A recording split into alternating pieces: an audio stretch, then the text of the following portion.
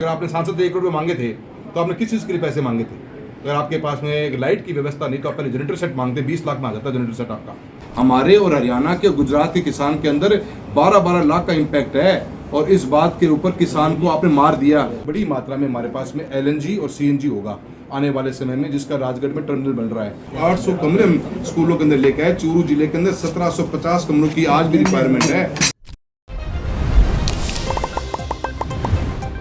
खमा गणिसा राम राम, स्वागत है आपरो झलको चूरू पर। मैं नंदिता आपरे साथ। हाल ही में चूरू जिला का राजकीय भरतिया हॉस्पिटल की व्यवस्था ने लेर एक वीडियो सोशल मीडिया पर काफी ज्यादा वायरल हो रही हो, जिसमें हॉस्पिटल की व्यवस्था नजर आ रही है, जो उन लोगों में नाराजगी भी सामने आई।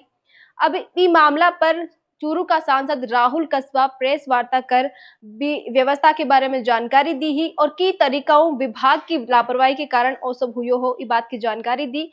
इसके अलावा राहुल कस्बा बाजरा की MSP तय नहीं करने की वजह किसाना ने जो घाटो हो रियो है बी के बारे में भी जवाब दियो है और खनिज विभाग का बजट में जो बंदर बांटा हुए हो बी का आरोपा पर भी जवाब दियो है।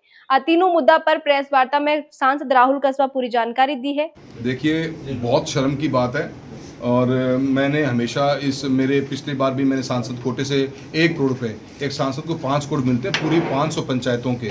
मैंने उसमें से भी 1 करोड़ रुपए, बहुत बड़ी राशि होती है, मैंने जिला अस्पताल को दी। उन्होंने वाटर टैंक मांगा, ट्रांसफार्मर मांगा, मैंने हर चीज़ दी और फिर भी उसके बाद में भी सरकार की सबसे बड़ा विफलता का प्रतीक है। डेवलपमेंट रिफॉर्म लाने से होगा। आपने जब तक आप ग्राउंड लेवल पे काम नहीं करोगे ना, कभी भी डेवलपमेंट नज़र नहीं आएगा। आज ऐसे बुरे हालातों में हमारा मजाक बनाए चूरू जिले का, चूरू शहर का, पूरे राजस्थान के अंदर, हिंदुस्तान में बनाए कि जहाँ टॉर्च ऑपरेशन, मैं समझता हूँ कि डिपार्टमेंट को बैठना चाहिए, क्या क्या रिक्वायरमेंट है हम MP MLAs के पास आने चाहिए और सरकार की भी जिम्मेदारी है कि ऐसी बेवकूफ़ी भरे काम ना हो। 1 करोड़ रुपये की पेमेंट देने के बावजूद भी अगर आपके पास लाइट नहीं है तो मैं समझता हूँ डिपार्टमेंट को तो शर्म हाशिए पर आ गया। डिपार्टमेंट कोई काम करने को तैयार नहीं। अगर आपने सांसद से 1 करोड़ रुपये मांगे थे तो आपने किस चीज़ के लिए पैसे मांगे थे? अगर आपके पास में एक लाइट की व्यवस्था नहीं तो आप पहले जनरेटर सेट मांगते, 20 लाख में आ जाता जनरेटर सेट आपका। तो मैं समझता हूँ डिपार्टमेंट की विफलता है और ये रिफॉर्मेट लाने पड़ेंगे। ग्राउंड पे काम बिल्कुल भी नहीं हो रहा, टंकियाँ नहीं बन रही, आपने पानी के कनेक्शन तक नहीं करा पा रहे, कहाँ और कागजों में सब कुछ पूर्ति हो जा रही है। तो मैं समझता हूँ कि गवर्नमेंट की पब्लिक फेलियर है। मुख्यमंत्री महोदय से हम इतना ही कहना चाहेंगे, आप विदेश जाएंगे, यहाँ पे इन्वेस्टमेंट लेके आ रहे हो, पर बेसिक ढांचे को जब ठीक नहीं करोगे तो लोग कि आप जितनी भी स्कीमें लॉन्च कर रहे हो, स्कीमों का कंप्लीशन कभी भी ग्राउंड पर हो नहीं पा रहा है, आज भी कनेक्ट नहीं है। आज आप देखिए हमारे चूरू के अंदर 3-3 ROB में लेके आया, 1.5 साल टेंडर का हो गया, न भारतीय रेल और PWD डिपार्टमेंट में बैठ के बात करने की पोजीशन में भी नहीं है। ऐसे कैसे विकास पहुंचेगा? देखिए, रिको रैशनलिटी से बात करनी पड़ेगी। रिको का बोबड़ा इंडस्ट्री है, सदाशरण में कटा, एक भी प्लॉट बिका नहीं आज तक वहाँ पे, क्योंकि जो रेट आपकी है उससे आधी रेट के अंदर मार्केट में आपको ज़मीन मिल जाती है। और जब सरकार प्लानिंग कर रही थी तो सभी स्टेक होल्डर्स को बुला के मीटिंग की जाती, कि चूरू के अंदर MPs MLA जनप्रतिनिधि शामिल होते, सभी बिजनेसमैन शामिल होते, हमें प्लान बनाते हैं क्या चाहिए। आपको पता, आपको मैं बताऊं कि चूरू के अंदर हम एक वो स्टेट है, हमारा डिस्ट्रिक्ट वो है जिसके अंदर हमारी सबसे बड़ी गैस पाइपलाइन जा रही है। हमारे पास में अबेंडेंस मात्रा के अंदर, बड़ी मात्रा में हमारे पास में LPG LNG और CNG होगा आने वाले समय में, जिसका राजगढ़ में टर्मिनल बन रहा है। ये हमारा कोशिश, उस समय कलेक्टर को हमने ये बात कही थी कि आप एक पार्ट ऑफ फंड का हिस्सा जहाँ माइनिंग एक्टिविटी हो रही वहाँ दे दीजिए और एक पार्ट का हिस्सा वहाँ दे दीजिए। जो हमारे सबकी एक राय थी कि जहाँ पे सरकार का पैसा लगने में अक्षम है, जैसे हमारा चूरू का टाउन हॉल था, उसके लिए कलेक्टर ने खुद ने और सभी की राय भी थी MLA MPs की कि इसके ऊपर फोकस किया जाए। पर हमारा बेसिक, मेरा कॉन्सेप्ट हमेशा ये रहा है कि हमारी माइनिंग एक्टिविटी सुजानगढ़ में और रतनगढ़ में ज़्यादा होती है, तो उनको पैसा ज़्यादा दिया जाए ताकि वहाँ पे बेसिक जो गांव वालों की जो सिलिकोसिस हमारी बीमारी है, जो माइनिंग के कारण जो रद्दा उड़ता है, उसकी बीमारी होती है, उसके ऊपर उनका इलाज हो सके। फोकस हमारा यही है।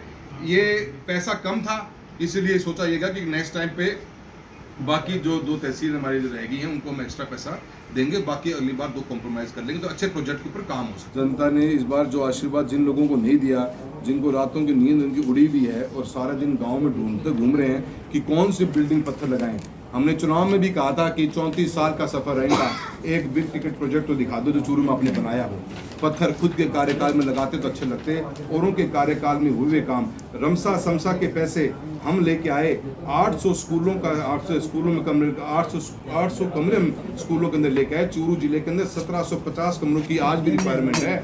उस रिक्वायरमेंट के बावजूद भी ऐसे ऐसे लोग जिनके पास कोई भी संवैधानिक पद हाथ में नहीं और वो पत्थर लगा उद्घाटन करने का काम कर रहे हैं, दबाव में ले रहे हैं स्कूल प्रशासन को और उनके साथ में काम करके पत्थर लगाने का काम करते हैं। हमने कलेक्टर कह दिया, हम इस काम कोर्ट के साथ नहीं करना चाहते। अगर आपने नागौर के अंदर ये फैसला लिया कि अपने सरपंच को हटाने का काम किया तो आप यहाँ पर भी उन अधिकारियों के खिलाफ एक्शन लीजिए और ऐसे लोग जो वहाँ पे इन प्रोग्राम को करा रहे हैं उनके खिलाफ में एक्शन लीजिए।